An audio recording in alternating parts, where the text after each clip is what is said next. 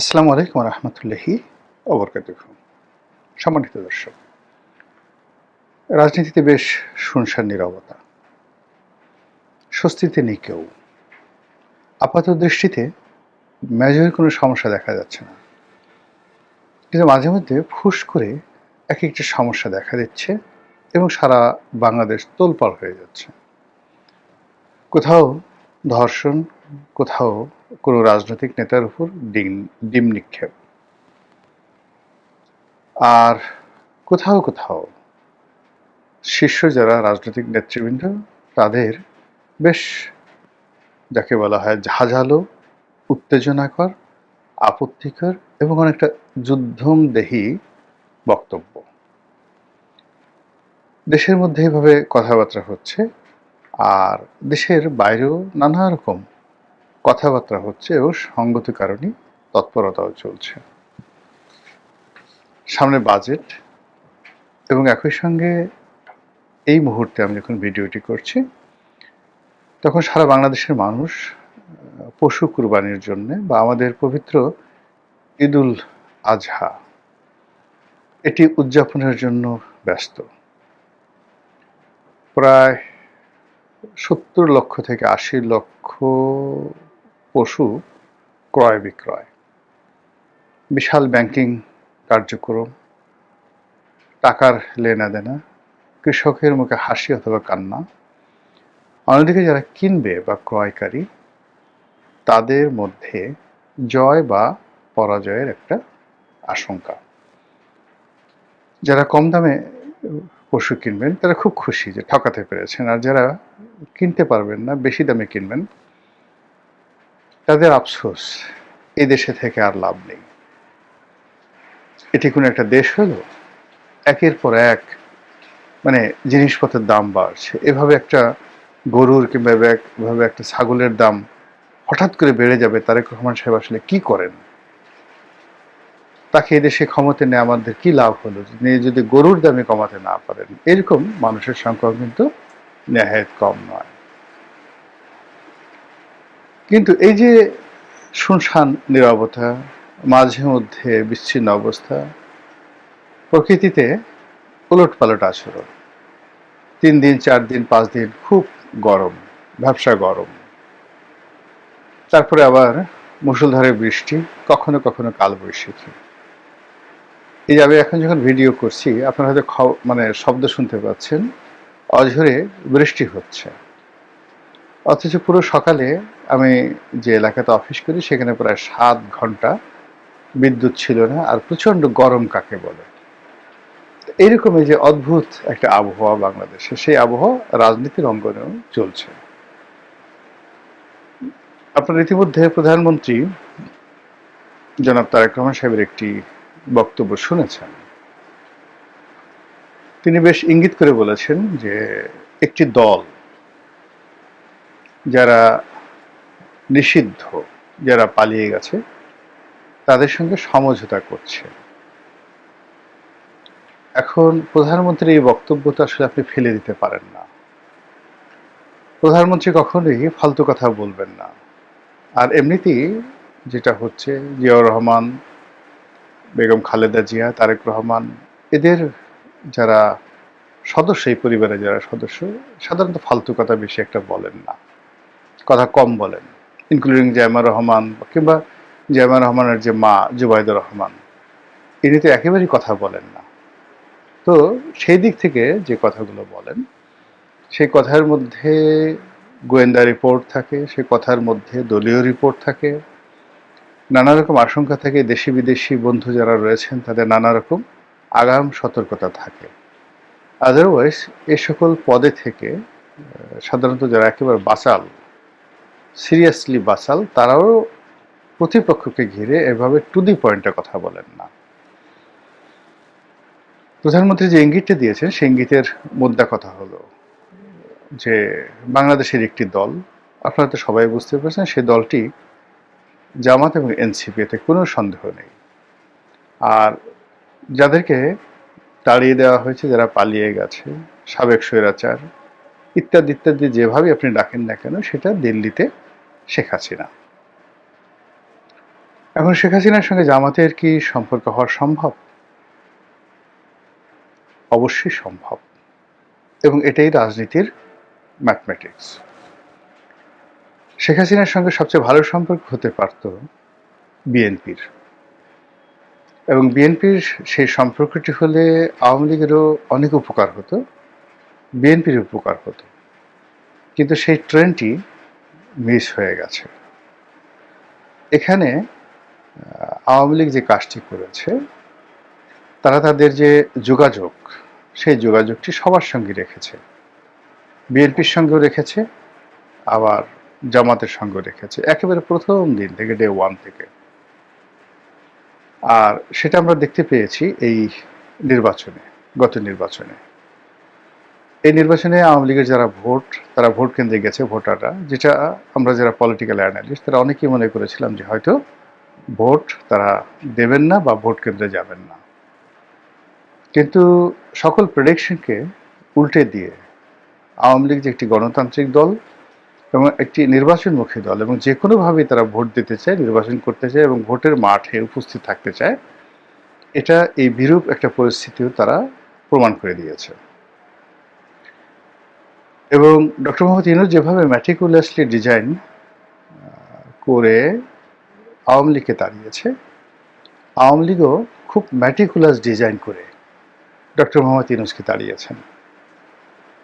এখানে তাদের S Alam theory কাজ করেছে, এখানে তাদের সামিট গ্রুপ কাজ করেছে, এখানে তাদের ফাইন্যান্সিয়াল ইনস্টিটিউশনগুলো কাজ করেছে, এবং আমলাতন্ত্র, আওয়ামী লীগের যে আমলাতন্ত্র ব্যাপকভাবে কাজ করেছে। ফলে কি হলো, ডক্টর মোহাম্মদ ইউনূস, তার সঙ্গে জামাত, তার সঙ্গে এনসিপি, আমেরিকার এবং ইউরোপীয় ইউনিয়নের যাকে বলা হয় দরাজ দিল সহযোগিতা, সবকিছু থাকা সত্ত্বেও আওয়ামী লীগের যে কূটকৌশল, সেই কূটকৌশলে ডক্টর মোহাম্মদ ইউনূস একেবারে ফাঁদের মধ্যে, কুয়োর মধ্যে তিনি পড়ে গিয়েছিলেন। এ গেল এক। ইন ডিটেলস বলা যাবে না, কিন্তু এটা আপনারা জেনে রাখেন যে প্রতিটি পদে পদে ডক্টর মোহাম্মদ ইউনূস যা করেছেন, এটি কিভাবে জানা জানি হয় তার দুটো উদাহরণ দিই। মধ্যে একজন প্রভাবশালী মন্ত্রী দেশের বাইরে গেছেন, তো দেশের বাইরে যাওয়ার পরে তিনি যে দেশে গেছেন, যে শহরে গেছেন, 3টি শহরে গেছেন। এই 3টি শহরে মন্ত্রী নামার আগে ওই শহরে আওয়ামী লীগের যারা নেতা, তাদেরকে টেলিফোন করে, তাদের নেতা, সেটা শেখ হাসিনা না কে এটা আমি বলবো না, টেলিফোন করে বলছে যে দেখো অমুক অমুক ফ্লাইটে নামছে, টেক কেয়ার, দেখো কি হয়। তাহলে বোঝার চেষ্টা করুন যে এখানে ভারতীয় কিংবা বাংলাদেশে যে সকল সোর্স রয়েছে আওয়ামী লীগের, হাউ দে আর অ্যাক্টিং। আপনার কাছে কি মনে হয় পুলিশের যে সকল কুশীলব, মানে যাদেরকে শেখ হাসিনা খরচের খাতায় ফেলে দিয়েছে, তারা সবাই জেলে, আর শেখ হাসিনা যাদেরকে আপন করার জন্য লালন পালন করেছে এবং যাদের প্রতি তার নির্ভরতা ছিল, একেবারে তার পতনের মানে আরো 2-3 ঘন্টা পরে, অর্থাৎ শেখ হাসিনা যারা উনি চলে গেছেন ধরেন দুপুর 12টার সময়, কিন্তু পুলিশের বিভিন্ন ইউনিট অলমোস্ট বিকাল 3টা পর্যন্ত, 2024 সনের আগস্ট মাসের 5 তারিখের বিকাল 3টা পর্যন্ত যারা অ্যাকশনে ছিল। দেখেন তো এরকম একটা লোক, একটা সিঙ্গেল লোক ফ্রন্ট লাইনে যারা আছেন বিপদে আছে কিনা। দেশের মধ্যে অনেকে বহাল আছেন, আর যারা খুবই একেবারে পরিচিত মুখ তারা নিরাপদে ভারতে পালিয়ে আছেন। ফলে তারা তো ওখানে বসে বসে তামাকও খাচ্ছেন না, তারা ওখানে বসে বসে দিল্লি কা লাড্ডু খাচ্ছেন না, তারা কাজ করছেন। একইভাবে অন্যান্য বাহিনীর যে সকল গুরুত্বপূর্ণ কর্মকর্তা, সাবেক এবং বর্তমান, চাকরিচ্যুত অথবা বরখাস্ত, তাদের একটা বিরাট অংশ, উইং, অনেকটা প্রবাসী মানে সরকারকে যেভাবে প্রবাসী সরকার গঠন হয় আর প্রবাসী সরকারকে নিয়ে যেভাবে সামরিক এবং বেসামরিক আমলারা মেলা মেলায়, সেই মেলা এখন জেলখানাতে মিলছে। সেই মেলা এখন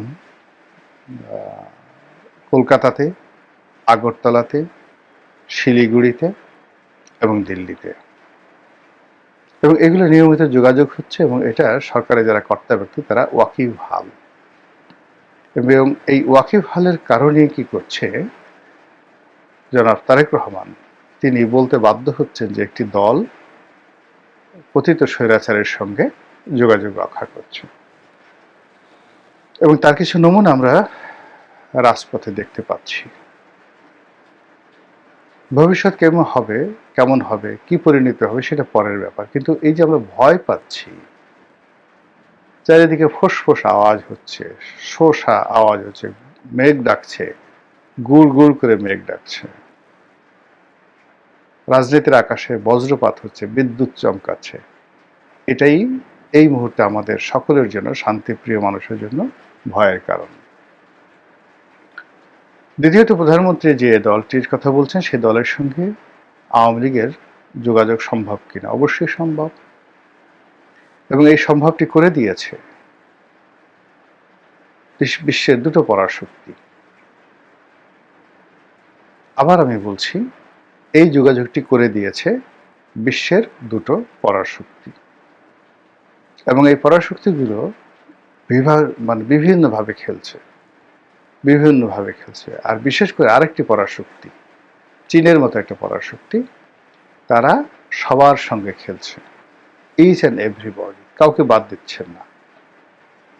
তো এই যে বাংলাদেশকে নিয়ে যে খেলাধুলা শুরু হয়ে গেছে, এই খেলাধুলার শেষ পরিণতি কি? এই খেলাধুলার যে গন্তব্য সেটা কোন দিকে? যাই হোক না কেন, এটি আমাদের কারোর জন্য এই মুহূর্তে ভালো কোনো ফলাফল বয়ে নিয়ে আসবে না। বাংলাদেশের অর্থনীতি এমনি ফোকলা হয়ে গেছে। এই মুহূর্তে রাতারাতি কোনো জাদুর কাঠি কিংবা আলাদিনের চেরাগ দিয়ে এই ইকোনমি বা এই যে আইন শৃঙ্খলার যে অবনতি, এটি বা এই যে মব সংস্কৃতি, এটি দমন করা সম্ভব নয়। আওয়ামী লীগ জামাতও যদি ক্ষমতায় আসে, ধরুন কথায় কথা, বিএনপি তো বসে থাকবে না, এবং বিএনপি এখন যে পর্যায়ে আসছে, বিএনপির পক্ষে আবার পালিয়ে যাওয়া সম্ভব না, তাকে সরাসরি যুদ্ধ করতে হবে। আবার বিএনপি এখন যে পর্যায়ে কাজকর্ম করছে, আওয়ামী লীগ বসে থাকবে না। আওয়ামী লীগ চিন্তা করছে যে আমরা যদি হাত পা গুটিয়ে বসে থাকি, বা জামাত যদি মনে করে, এনসিপি যদি মনে করে যে আমরা যদি বিএনপিকে আরো 6 মাস সময় দেই, 1 বছর সময় দেই, তাহলে এই 6 মাস 1 বছরের মধ্যে আমাদের 12টা বাজবে এবং বিএনপি শক্তিশালী হয়ে পড়বে। কাজেই যখন লোহা খুব গরম থাকে তখন সেটাকে আঘাত করা হয়, শত্রু যখন খুব দুর্বল অবস্থায় থাকে তখন তাকে প্রতিপক্ষ আঘাত করে। রাষ্ট্রযন্ত্র, সে রাষ্ট্রযন্ত্র নানা কারণে গত 2 বছর ধরে ক্ষতবিক্ষত। বিএনপি এখনো নিজেদেরকে অনেকটা সামলে নিতে পারেনি বা গুছিয়ে উঠতে পারেনি। তারেক রহমান সাহেব এবং তার সাথে যারা আসছে, এটি নিয়ে দলের মধ্যে 10 থেকে 12টি গ্রুপ কাজ করছে। সিনিয়র, জুনিয়র, ত্যাগী, অত্যাগী, দেশি, বিদেশি, বগুড়া ভার্সেস অন্যান্য অঞ্চল, তারেক রহমান সাহেবের ঘনিষ্ঠজন ভার্সেস অঘনিষ্ঠজন, বেগম জিয়ার ঘনিষ্ঠজন ভার্সেস তারেক রহমানের ঘনিষ্ঠজন, এরপর তারেক রহমান সাহেবের স্নেহধন্য অন্য দল থেকে আসা নেতৃবৃন্দ বনাম নিজের দলের যারা স্নেহধন্য তারা, সব মিলিয়ে 10 থেকে 12টা অ্যাঙ্গেল থেকে এই দল বিব্রত হচ্ছে। আর অন্যদিকে জামাতের মধ্যে যে আশা ছিল, এক্সপেকটেশন ছিল, তারা কিন্তু বিকল্প 3-4টা ফর্মে তারা আশা করেছিল। সেই 3টি ফর্মই এখন নেগেটিভ চলে গেছে। প্রথম ফর্ম হলো তারা ক্ষমতায় আসবে, দ্বিতীয় ফর্ম হলো তারা জাতীয় সরকারে অংশগ্রহণ করবে। আর তৃতীয় হলো তারা একটি শক্তিশালী কার্যকর বিরোধী দল থাকবে। এই ৩ টি জায়গাতেই হতাশার একেবারে সিল পড়ে গেছে। ফলে তাদেরও কিন্তু দেয়ালে পিঠ ঠেকে গেছে। এবং জামাত জানে যে এখন তারা জীবন মৃত্যুর এমন একটা জায়গাতে চলে গেছে যে তারা তো বিএনপির সঙ্গে তাদের বন্ধুত্ব সম্ভব নয়, বরং বিএনপির সঙ্গে তাদের বন্ধুত্ব হলে তারা আরও বিপদে পড়বে। অন্যদিকে যদি কোনো কারণে আওয়ামী লীগ এসে যায়, জামাতের উপরে যে জুলুম হবে, সেই জুলুমে জমিনের পিঁপড়া থেকে শুরু করে আকাশের যে শঙ্খচিল একসাথে গলাগলি ধরে কান্নাকাটি করবে। জামাত জানে সেটা।